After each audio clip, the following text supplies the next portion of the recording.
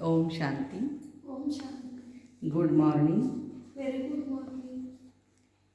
प्यारे मीठे बाबा के 25 अक्टूबर 2022 के अनमोल महावाक्य है। मीठे बच्चे, तुम कर्मयोगी हो, कर्म करते हुए बाबा की याद में रहो।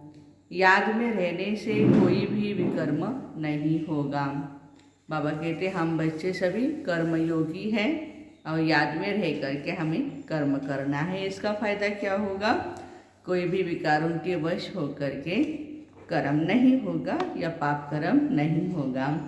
आज का प्रश्न है, बाबा से बुद्धि योग न लगने का मुख्य कारण क्या है? वो कौन सा है? उत्तर है लोभ। कोई भी विनाशी चीज़ों में लोभ होगा, खाने का, पहनने का शौक होगा, तो उनकी बुद्धि बाप से नहीं लग सकती है। इसलिए बाबा विधि बताते हैं, बच्चे लोभ रखो बेहद के बाप से वर्षा लेने का। बाकी किसी भी चीज़ में लोभ नहीं रखो, नहीं तो जिस चीज़ से अधिक प्यार होगा वही चीज़ अंत में याद आएगी और पद भी भ्रष्ट हो जाएगा। आज का गीत है, जाग सजनिया जाग, नवयुग आया कि आया। ओम शांति। ओम शांति। अभी ये तो बच्चे जानते हैं, यूँ तो सारी दुनिया में सब कहते हैं हम सभी आपस में कौन है? भाई भाई हैं। We are all brothers. परंतु क्यों नहीं उन आत्माओं को ये समझ में आता है हम एक ही बाप के बच्चे हैं। वो रचयिता है, हम रचना है। जानवर तो नहीं कहेंगे ना हम ब्रदर्स हैं। मनुष्य ही समझते हैं और कहते हैं हम सब ब्रदर्स हैं। रचता बाप एक है, उसको कहा जाता है परमपिता परमात्मा। ऐसे हो नहीं सकता कि बहन को भाई कहें या भाई को बहन कहें, ये नहीं हो सकता है। जब सब अपने को आत्मा समझते हैं तब कहते हैं हम आत्मा आपस में भाई भाई हैं। सिवाय आत्मा की और कुछ हो नहीं सकता। एक बाप के जिस्मानी बच्चे तो इतने नहीं हो सकते। अभी तुमको अच्छी तरह याद है हम आपस में भाई भाई हैं। बाप बैठ बच्चों को पढ़ाते हैं, भगवान हुआ 6 बच्चों तो बहुतों को पढ़ाते हैं ना। सिर्फ ऐसे नहीं कहेंगे हे अर्जुन, एक का नाम नहीं लेते हैं, सबको पढ़ाते हैं। स्कूल में मास्टर कहेंगे ना, हे बच्चों अच्छी तरह पढ़ो। है तो सब स्टूडेंट, परंतु टीचर बड़ा बुजुर्ग है, इसलिए स्टूडेंट को बच्चे बच्चे कहते हैं।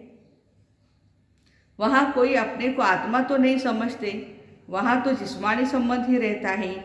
जैसे गांधी को बापू का मर्तबा दे दिया, मेयर को भी फादर कहते हैं, ऐसे मर्तबे तो बहुतों को देते हैं। यहाँ तो तुम समझते हो हम आत्माएं भाई भाई हैं, तो भाइयों का बाप जरूर चाहिए। सब आत्माएं जानती हैं वो हमारा बाप है, जिसको गॉड फादर कहते हैं। ये आत्मा ने कहा हमारा गॉड फादर। लौकिक फादर को गॉड नहीं कहेंगे। तुम जानते हो हम आत्मा हैं, बाबा हमको पढ़ाने आए हैं, अर्थात पतितों को पावन बनाने आए हैं। हमको पतित से पावन बनाकर और फिर पावन दुनिया का मालिक बनाकर ले जाते हैं। ये बातें कोई भी नहीं जानती। यहाँ तुम बच्चे जानते हुए भी फिर कर्म करने में भूल जाते हैं। याद में रहो तो विकर्म नहीं होगा। बाबा की याद में रहेंगे तो विकर्म नहीं होगा। कर्मयोगी तो तुम हो ही। सन्यासियों का कर्म सन्यास है, सिर्फ ब्रह्म तत्व से योग लगाते हैं, परंतु सारा दिन तो योग नहीं लगा सकते ना। ब्रह्म में जाने के लिए योग रखते हैं, समझते हैं ब्रह्म को याद करने से हम ब्रह्म में लीन हो जाएंगे, परंतु सारा दिन कोई भी ब्रह्म को याद नहीं कर सकते और उस याद से ही विकर्म विनाश भी नहीं होते हैं। गाया हुआ है पतित पावन, वह तो बाप ही है। ऐसे तो नहीं कहते पतित पावन ब्रह्म अथवा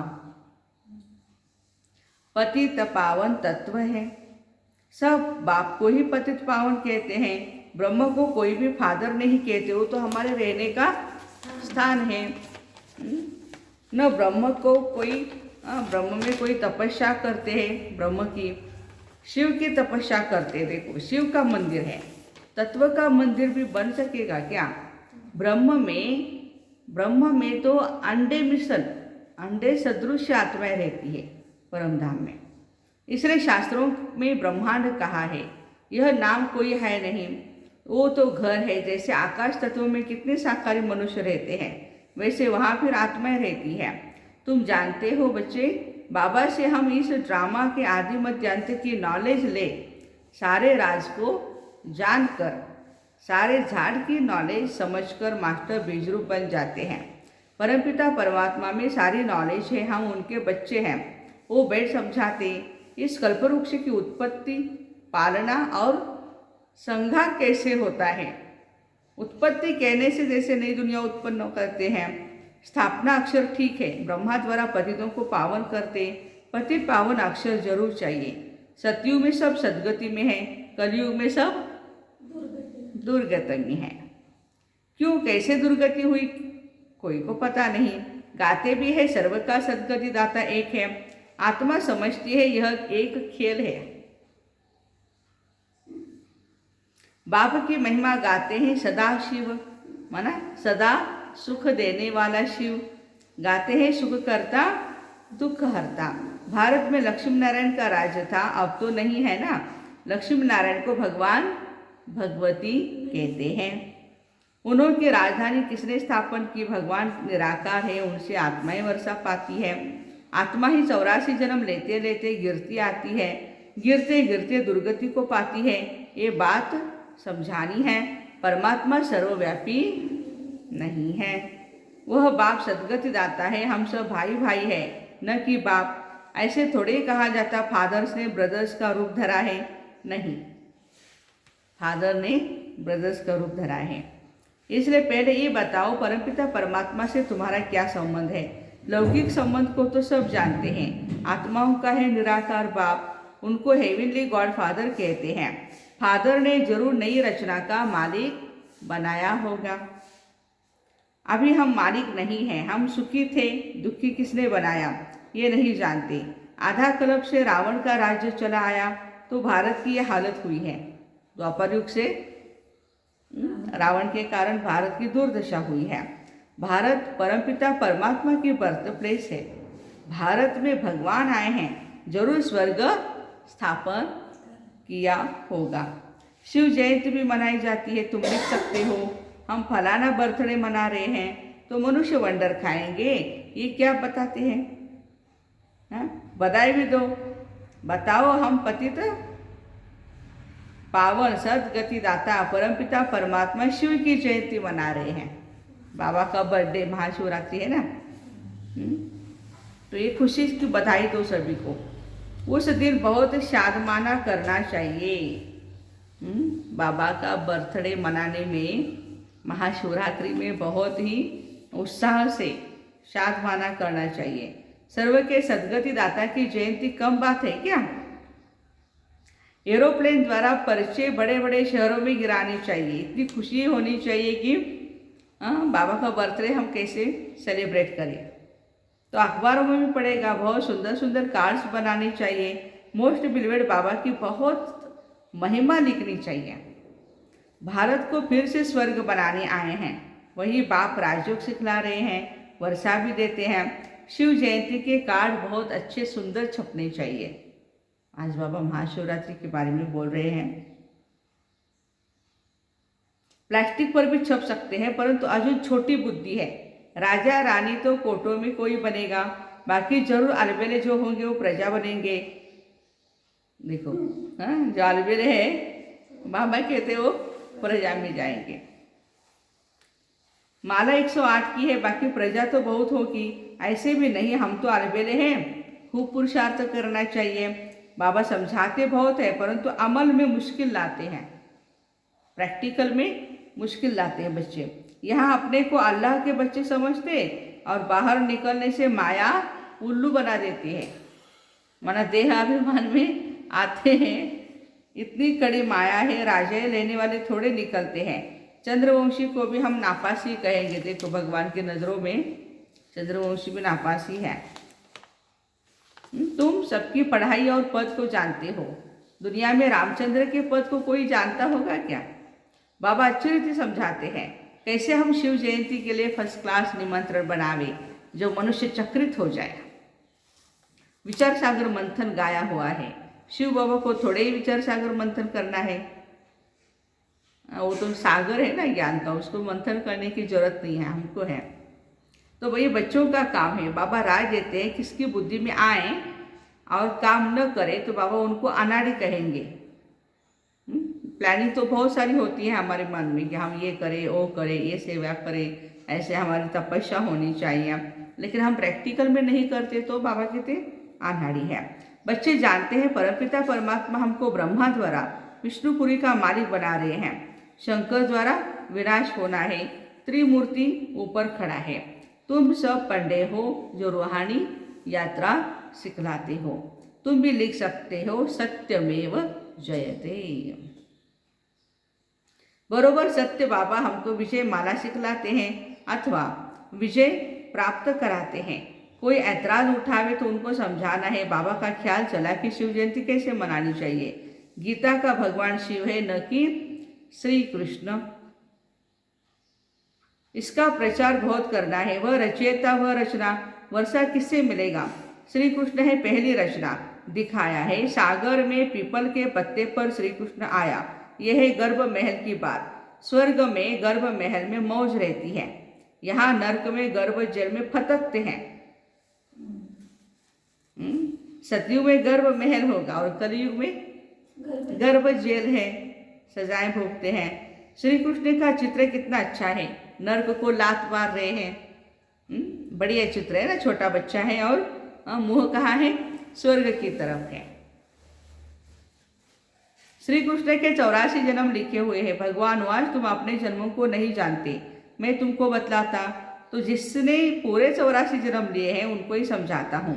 कितना सहज है, साथ में मैनर्स भी चाहिए, लोभ रखना चाहिए बेहद के बाप से वर्षा लेने का। आज बाबा बड़ा वाला लोभ कैसे हो, कैसे हम ईश्वर की बादशाही ले, कैसे हम बाबा को याद करें, ये लोभ रखना है। बाकी चीज़ों का, वस्तुओं का, पैसों का, धन का लोभ बाबा कहते नहीं रखना है। कोई चीज़ का लोभ नहीं, इसलिए कोई चीज़ अपने पास नहीं रखनी चाहिए जो बुद्धि जाए, नहीं तो फिर क्या होगा? अंत समय में वही चीज़ याद आएगी, बाबा याद नहीं आएंगे और फिर पद भी भ्रष्ट हो जाएगा। देह से ही जो कुछ है उससे बुद्धि निकालनी है, एक बाबा को ही याद करना है। कोई मनुष्य बहुत फर्नीचर रखने वाला होगा तो मरने समय वही याद आएगा। जिस वस्तु से जास्ती प्यार होता है वो पिछाड़ी में याद आता है। बाप बच्चों को समझाते कोई भी चीज लोभ के वश छिपा करके मत रखो। यज्ञ से हर चीज मिल सकती है। मांगो, बाबा तो बैठे हैं ना देने के लिए, बिन मांगे भी दे देते हैं। छिपा के कुछ रखा तो बुद्धि जरूर लटकेगी। बाबा का फरमान है, शिव बाबा का भंडारा है, बच्चों को सब कुछ मिलना है। ऐसा भी ख्याल नहीं आना चाहिए फलाने को साड़ी अच्छी पड़ी है हम भी पहने, इनकी साड़ी बहुत अच्छी है ऐसे हमें भी चाहिए, हम भी पहने। अरे तुम बाबा से राजाई का वर्षा लेने आई हो या साड़ी का वर्षा लेने आई हो? जो अच्छी सर्विस करते हैं उन पर सब कुर्बान जाते हैं। बोलो हम सिवाय शिव बाबा के भंडारे से मिले हुए और कुछ भी पहन नहीं सकती है। भले आपने दिया है कोई बात नहीं, हम यज्ञ में समर्पित कर देंगे, बाकी हमें यज्ञ जो देगा वही हम पहनेंगे। हम यज्ञ से ही लेगी तो बाबा की याद रहेगी। शिव बाबा के भंडारे से यह मिला, नहीं तो चोरी आदि की आदत पड़ जाती है। अरे यहाँ सैक्रिफाइस करेंगे तो वहाँ बहुत फर्स्ट क्लास चीज़ें मिलेगी। देखो शिव बाबा कहाँ कहाँ बच्चों की परीक्षा भी लेते, देखे कितना देहाभिमान है। तुम्हारा वायदा है जो खिलाएंगे, जो पहनाएंगे, जहाँ घुमाएंगे, दिल में समझना चाहिए ये शिव बाबा देते हैं। इतनी फर्स्ट क्लास अवस्था होनी चाहिए। बाबा से पूरा वर्षा लेना है तो श्रीमत पर पूरा पूरा पुरुषार्थ करो, बाबा की राय पर चलो। बाबा मम्मा कहते हो तो पूरा पूरा फॉलो करो। सबको रास्ता बताओ। बाबा से वर्षा मिला था, अब मिल रहा है। याद की यात्रा करते रहो। बाबा समझाते हैं तुम जितना रुस्तुम बनेंगे उतना माया भी जोर से आएगी। तुम पूछते क्यों हो? कोई कोई बच्चे को बाबा लिखते हैं तुम तो बहुत अच्छी सर्विस करने वाले हो। माया के तूफान आएंगे, क्या सारी आयु ब्रह्मचर्य में ही रहेंगे? देखो कभी कभी कन्या या कुमारों को ऐसे संकल्प आता होगा, तो बाबा कहते बुढ़ापे में भी आकर चक्री लगाएगी माया, छोड़ेगी नहीं किसी को। हाँ, क्या करेगी? शादी करे, ये करे, वो करे, संकल्प आएंगे। माया बूढ़े को भी जवान बना देगी, ऐसा फटकाएगी। तुम डरते क्यों हो? भले कितना भी तूफान आए, बाबा को याद करने से बच जाएंगे। अच्छा, मीठे मीठे से खिलते बच्चों प्रति माता पिता बाप दादा का याद प्यार और गुड मॉर्निंग। रूहानी बाप की रूहानी बच्चों को नमस्ते। हम रूहानी बच्चों की रूहानी माता पिता बाप दादा को याद प्यार, गुड मॉर्निंग और नमस्ते। वाह बाबा वाह, शुक्रिया बाबा शुक्रिया। धारणा के लिए मुख्य सार है, लोभ के वश कोई भी चीज छिपाकर अपने पास नहीं रखनी है। बाबा के फरमान पर चलते रहना है। बाबा जो खिलाए जो पहनाए एक शिव बाबा के भंडारे से लेना है। देह अभिमान में नहीं आना है। मम्मा बाबा को पूरा फॉलो करना है। आज का वरदान है, सर्व खजानों को बांटते और बढ़ाते, सदा भरपूर रहने वाले बालक सो मालिक भव। सर्व खजानों को बांटना भी है और बढ़ाना भी है। अभी उसकी क्या युक्ति है, कैसे बांटना है और कैसे बढ़ाना है, बाबा बताते। बाबा ने सभी बच्चों को एक जैसा खजाना देकर बालक सो मालिक बना दिया। खजाना सबको एक जैसा मिला है, लेकिन यदि कोई भरपूर नहीं है तो उसका कारण है खजाने को संभालना व बढ़ाना नहीं आता है। देखो, बढ़ाने का तरीका है बांटना। खजाना बढ़ेंगे कैसे? जब हम बांटेंगे। बांटेंगे नहीं तो बढ़ेगा नहीं। और संभालने का तरीका है खजाने को बार बार चेक करना, कितना है कितना नहीं है। जो भी हमारी शक्तियाँ हैं, हमारे गुण हैं, हमारे ज्ञान हैं, ये सब हमारे खजाने हैं। और इस खजानों को हमें क्या करना है? बार बार चेक करना है कितना है हमारे पास। तो अटेंशन और चेकिंग, यह दोनों पहरे वाले ठीक हो तो खजाना सदा ही सेफ रहता है। आज का स्लोगन है, हर कर्म अधिकारीपन के निश्चय और नशे से करो तो मेहनत नहीं करनी पड़ेगी। हर कर्म निश्चय, अधिकारीपन के निश्चय और नशे से करो तो मेहनत नहीं करनी पड़ेगी। तो ऐसे सर्व खजानों को बांटते और बढ़ाते हुए सदा भरपूर रहने वाले बालक सो मालिक भाई बहनों को ओम शांति, happy Diwali and have a nice day.